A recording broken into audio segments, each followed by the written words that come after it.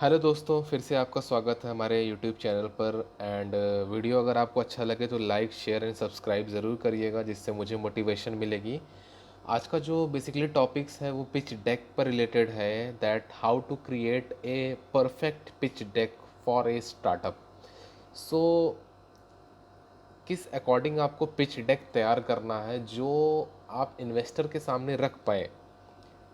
तो पॉइंट वाली बात है, उसमें कौन कौन से ऐसे पॉइंट होंगे जिसका आपको बहुत ज़्यादा ध्यान रखना है। ये सारे कंटेंट आपको यूट्यूब पर बहुत कम मिलेंगे, बहुत ही परफेक्टली डिस्क्राइब नहीं मिलेंगे, बट मैं आपको बता रहा हूँ, ठीक है।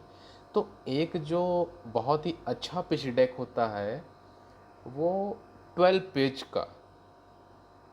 पेज का अच्छा माना जाता है। उससे कहाँ तक अच्छा माना जाता है? 25 पेज तक। सो 12 पेज से 25 पेज तक का जो आपका पिच डेक होगा वो बहुत अच्छा माना जाता है। अच्छा, उस पिच डेक में अब आपको करना क्या है, क्या क्या लिखना है आपको। सपोज दैट आपका एक स्टार्टअप है, तो स्टार्टअप मैंने पहले ही डिस्क्राइब किया था। स्टार्टअप होता क्या है कि आप एक प्रॉब्लम है मार्केट की, सोसाइटी की, उस प्रॉब्लम को आप सॉल्व करने के लिए एक आइडिया लेकर के आए हो और टाइम टू टाइम आप उसको बिल्ड कर रहे हो। तो that is a startup. Okay. So सबसे पहले तो एक पिच डेक में आपको सबसे पहले पेज पर इंट्रो लिखना है। इंट्रो में क्या लिखना है आपको कि बेसिकली आपकी कंपनी क्या है, उसकी प्रोफाइल क्या है, उसका ऑफिस आपने कहाँ बना के रखा है, कॉन्टैक्ट नंबर, ईमेल्स आईडी, लोगो लग गया, ठीक है। तो ये सारी चीज़ें आप बना करके पहले पेज पर आप कंपनी का इंट्रो रखोगे। उसके बाद में आप क्या करोगे कि प्रॉब्लम्स लिखोगे। एक स्लाइड आपकी बनेगी प्रॉब्लम्स की, जहाँ पर टाइटल होगा प्रॉब्लम। अब प्रॉब्लम में क्या मेंशन करना है आपको कि कौन सी ऐसी मेजर प्रॉब्लम है जो आप सॉल्व कर रहे हो। सपोज दैट एग्जांपल कि चिल्लर की बहुत प्रॉब्लम होती थी, तो पेटीएम ने आया कि एक जिंगल्स लेकर के पेटीएम करो। और हुआ क्या कि अब कैश और चिल्लर रखने की झंझट ख़त्म हो गई, तो पेटीएम ने एक वॉलेट बना दिया कि आप इसमें पैसे डाल दीजिए और कहीं भी आपको पेमेंट करना हो तो आप क्यूआर कोड से या मोबाइल नंबर से आप पेमेंट कर सकते हैं। ऑटो वाले को ऑटो रिक्शा हो गया, सब्जी वाला हो गया, ग्रॉसरी स्टोर हो गए, ठीक है। तो पहला तो चीज़ हो गया कि ये एक प्रॉब्लम होगी, उसका सोल्यूशन होगा। तो आपका जो भी स्टार्टअप है, प्रॉब्लम प्रॉब्लम पहले आपको डिफाइन करना है कि मार्केट में ऐसी ऐसी प्रॉब्लम है, ठीक है। उस प्रॉब्लम का इम्पैक्ट इस तरीके से हो रहा है, लोगों को ये सोल्यूशन चाहिए, ठीक है। तो पहले तो आपने प्रॉब्लम डिस्क्राइब अच्छे से कर लेनी है। अब वो क्या प्रॉब्लम है, वो आपका स्टार्टअप है, आप बेटर तरीके से बता पाओगे, वो उसके बारे में मैं नहीं जाऊँगा। प्रॉब्लम डिस्क्राइब करने के बाद अगला सेक्शन क्या है, सोल्यूशन का। सोल्यूशन का जो स्लाइड रहेगा उसमें आपको दिखाना है कि मार्केट में प्रॉब्लम तो ये है, आपने जो कि प्रीवियसली ऊपर दिखा के रखा है। अब आप सोल्यूशन उसका दे रहे हो कि अगर आपने ये सॉफ्टवेयर बना लिया या ये प्रोडक्ट आपने बना लिया, इसकी मैन्युफैक्चरिंग कर ली, तो ये समस्याएं मार्केट से सॉल्व हो जाएंगी, लोगों का टाइम बचेगा, पैसा बचेगा, ठीक है।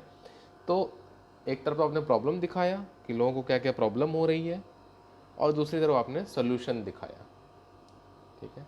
तो आपने, वो आपका प्रोडक्ट के थ्रू हो सकता है, सर्विस सेक्टर के थ्रू भी हो सकता है। सो आपने सोल्यूशन एक स्लाइड पर लिखना है आपको कि हाँ, ये सॉफ्टवेयर से ऐसे ऐसे सोल्यूशन होगा, इस तरीके से लोगों के पैसे बचेंगे, चीप कॉस्ट में अवेलेबल होगा। और उसके बाद में जो भी आपका स्टार्टअप है उसके अकॉर्डिंग, ठीक है, लोगों का टाइम बचेगा, टाइम सेव होगा, ठीक है, जैसा भी होगा, ठीक है। तो पहला तो इंट्रो हो गया, प्रॉब्लम सॉल्यूशन आपका हो गया। फिर आपका आता है टीम। देखिए, टीम सबसे इम्पॉर्टेंट है। कोई भी इन्वेस्टर इन्वेस्ट करने से पहले सबसे पहले आपकी टीम देखेगा। अगर ऐसा तो नहीं कि आप टीम में अकेले ही हो, अकेले हो कोई दिक्कत नहीं है, बट आपके साथ काम करने वाले कौन से लोग हैं, ठीक है। वो सैलरीड पर भी हो सकते हैं, आपके फाउंडर को फाउंडर टीम में भी हो सकते हैं, एज ए पार्टनर हो सकते हैं। तो एक टीम का सेक्शन बहुत इंपॉर्टेंट है, तो वहाँ पर आपको मेंशन करना है टीम में आपके जो मेंबर्स हैं उनकी फ़ोटोज़, उनका डिस्क्रिप्शन, ठीक है। डिस्क्रिप्शन के बाद करियर रिलेटेड उन्होंने क्या कर रखा है, उनका एक्सपीरियंस क्या है, उनका पोटेंशियल क्या है। तो ऐसे करके सारे मेंबर्स का आपको मेंशन करना है, ठीक है। टीम के बाद अगला एक ऑप्शन आता है रिवॉर्ड का, ठीक है। रिवॉर्ड में क्या करना है आपको कि आपका स्टार्टअप किन किन चीज़ों से सर्टिफाइड है।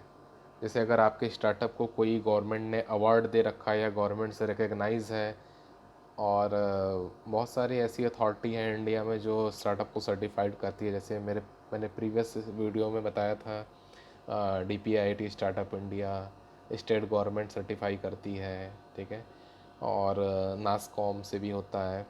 तो ऐसे डिफरेंट डिफरेंट अथॉरिटीज़ हैं, कुछ प्राइवेट हैं, कुछ गवर्नमेंट बॉडी हैं जो स्टार्टअप को सर्टिफाइड करती हैं। तो अगर आपके पास भी कोई रिवॉर्ड रिकग्नाइजेशन है तो उसको आप मेंशन करिए, ठीक है। उसके बाद में अगला मॉडल क्या है जो सबसे इम्पॉर्टेंट है कि आपने प्रोडक्ट तो बना लिया, ठीक है, प्रॉब्लम भी आप जान रहे हो, सोल्यूशन भी आपने निकाल लिया, प्रोडक्ट भी बना लिया, लेकिन आपका टैम क्या है, total addressable market demographic wise, ठीक है। अब पता चला आपने ऐसा कोई प्रोडक्ट बनाया है जो पता चल रहा है कि जिसके कस्टमर बहुत कम है, ठीक है, कि 100 में 10-20 लोग ही यूज़ करेंगे उस चीज़ों को, ठीक है। उसमें भी आपको कंपटीशन का सामना करना पड़ेगा। तो टोटल एड्रेसेबल मार्केट आपको मेंशन करना है।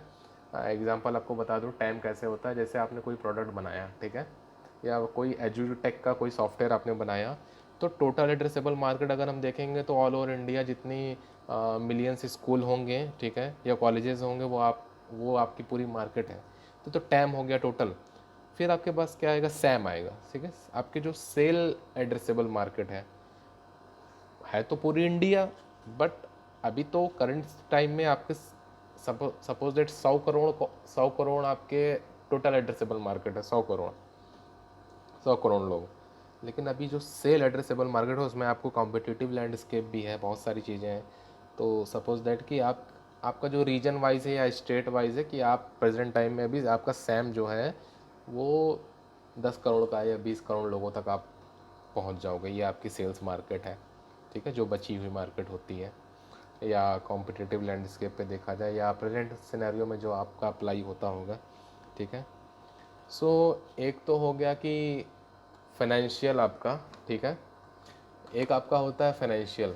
फाइनेंशियल में आपको क्या करना है कि कंपनी का करंट इक्विटी स्ट्रक्चर क्या है, कितना आपने इन्वेस्ट कर रखा है, ठीक है, और प्रेजेंट टाइम में कंपनी की ग्रोथ कितनी है, प्रोजेक्टेड आने वाले टाइम में कितनी होगी, ठीक है। तो ये सारी चीज़ें भी आपको मेंशन करनी है, ठीक है। फाइनेंशियल के बाद आपका क्या आ जाएगा, funding. Funding needs and uses of fund. आपको कितने पैसे की ज़रूरत है, उस पैसे से आप करेंगे क्या, ठीक है। तो देखिए, इन्वेस्टर हमेशा ये चाहता है कि जो पैसा आप उससे मांग रहे हो, ये नहीं आप उसके पास गए बोले सर 100 करोड़ दे दो, 50 लाख दे दो सर, ठीक है। तो ऐसा नहीं होता है, एग्जैक्ट फिगर होना चाहिए काम का कि कैसे करना है, ठीक है। तो आपने अगर कस्टमर इन्वेस्टर को बोला कि सर हमको आप 50 लाख दे दो, तो that is the funding need and what is the uses of fund. So the uses of fund that you will invest in marketing. Suppose अगर आपको दिखाना पड़ेगा कि आप 10 लाख मार्केटिंग में इन्वेस्ट करोगे, 12 लाख से आप टेक्नोलॉजी को और डेवलपमेंट करोगे, ठीक है। उसके वो आपके बिजनेस के हिसाब से, मैं तो एक ऐसा फिगर ले रहा हूँ, ठीक है। उसके बाद में टेक्नोलॉजी का डेवलप, और 8 लाख में आप नई टीम्स हायर करोगे, ठीक है, हाई पोटेंशियल टीम आप हायर करोगे। सो ये हो गया आपका कि उन पैसों से आप करोगे क्या, कुछ ऑपरेशनल कॉस्ट होगी, ठीक है, एडवांस टेक्नोलॉजी आप डेवलप करना, नई टीम हायर करना, ऑपरेशनल कॉस्ट हो गया, मार्केटिंग में एक्सपेंडिचर हो गया, डिजिटल मार्केटिंग में एक्सपेंडिचर हो गया, ठीक है। तो ये तो हो गया funding needs and uses of fund, ठीक है। अगला आपका क्या है कि इन्वेस्टर ये जानना चाहता है कि आपका यूएसपी क्या है, आपका यूनिक सेलिंग पॉइंट क्या है, यूनिकनेस क्या है आपके प्रोडक्ट में, ठीक है। What is your USP, unique selling point आपका क्या है कि लोग कस्टमर आपका प्रोडक्ट खरीदेंगे ही, कुछ क्या यूनिकनेस है वो आपको मेंशन करना है, ठीक है। उसके बाद में money gain model. Money gain model क्या होता है कि अब इन्वेस्टर ये जानना चाहता है कि आपको 50 लाख दे रहा है, लेकिन आप कमाओगे कैसे, घुमा फिरा के पैसा कहाँ से आएगा। आपका पैसा कमाने का मॉडल क्या है कि आपने एक प्रोडक्ट बना लोगे, फिर आप जो है उसको 5,000 रुपये में आप लोगों को सेल करोगे, ऐसे करके वो मल्टीप्लिकेशन होगा और बिज़नेस आपका सस्टेन करेगा। धीमे धीमे लोग आपसे जुड़ेंगे, साल भर में इतने पैसे आएंगे, इतनी एक्सपेंडिचर निकल जाएगी, कॉस्टिंग बचे हुआ इतना प्रॉफिट आएगा, ये वैल्यूएशन होगी कंपनी की। So money gain model and uses of fund हो गया, ठीक है। उसके बाद में एक हो गया कि कॉम्पिटिटिव लैंडस्केप। आप इन्वेस्टर को बताइए कि आपके कॉम्पिटिटर कौन कौन से हैं। कॉम्पिटिटिव लैंडस्केप आपका क्या है कि आपकी ये कंपनी है, क्या चीज़ें आपके पास हैं जो आपके कॉम्पिटिटर के पास नहीं है, ठीक है। तो that is the competitive landscape. और ये भी ध्यान रखना है कि आप जो चीज़ लॉन्च कर रहे हो वो आपके कॉम्पिटिटर को लाने में अपनी कंपनी में कितना टाइम लगेगा। ऐसा नहीं आज आपने लॉन्च किया, आज आपने काम करना चालू किया, कल को आपसे बड़ा कॉम्पिटिटर उन चीज़ों को ला करके डेवलप करके अपने में इम्प्लीमेंट कर दिया। एक तो ये हो गया। उसके बाद में एक लास्ट ऑप्शन आता है एग्जिट ऑप्शन। एग्जिट ऑप्शन में क्या है कि इन्वेस्टर ये जानना चाहता है कि, ठीक है, कि आप एग्जिट वो खुद भी कर सकता है या आपके कंपनी एंड पे अगर आप आईपीओ निकालते हैं कंपनी का, ठीक है, तो क्या एग्जिट ऑप्शन होगा। तो कस्टमर ऐसे ही पॉइंट पे एग्जिट करना चाहता है कि वो चाहता है कि उसका पैसा कम से कम 10 गुना हो जाए, ठीक है। वो 10 टाइम्स अपने लगाए हुए पैसे को 10 टाइम्स करके वो exit most of the time कर लेते हैं, नहीं भी करते हैं, या फुली एग्जिट नहीं होते हैं तो कुछ स्टेक में एग्जिट हो जाते हैं, अगले को सेल कर देते हैं। सो ये होता है एक पिच डेक। इसी पिच डेक में आपके स्टार्टअप की सारी चीज़ें लिखी होती हैं, आपको लिखनी होती है, उसी के अकॉर्डिंग आपको फिर इन्वेस्टर के सामने पिच भी करना होता है। और अगर आप इन्वेस्टर को सेटिस्फाई कर ले गए तो आपको फंडिंग मिल जाएगी। बट एक चीज़ और याद रखिएगा कि जो भी ग्राफ दीजिएगा ऐसा नहीं लिखना है कि लाखों कस्टमर हैं, हज़ारों परिवार हैं, ठीक है, लाखों परिवारों को ये चीज़ें मिलेगा, ये नहीं। एग्जैक्ट फिगर होना चाहिए कि इतने लाख परिवार हैं, ठीक है, आपको नेट पर डेटा मिल जाएगा, इतने लाख की सारी चीज़ें हैं, तो इस अकॉर्डिंग डेटा वो आप जो भी बनाइए रिसर्च बेस पे बनाइए।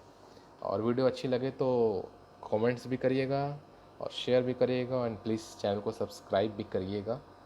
एंड सारे एंटरप्रेन्योर्स से मैं ये चाहता हूँ कि मुझे सपोर्ट करें, और आगे अगर कोई किसी टॉपिक से रिलेटेड आपको वीडियो चाहिए तो कमेंट्स में लिखिएगा, मैं उस टॉपिक पे वीडियोस बनाऊंगा।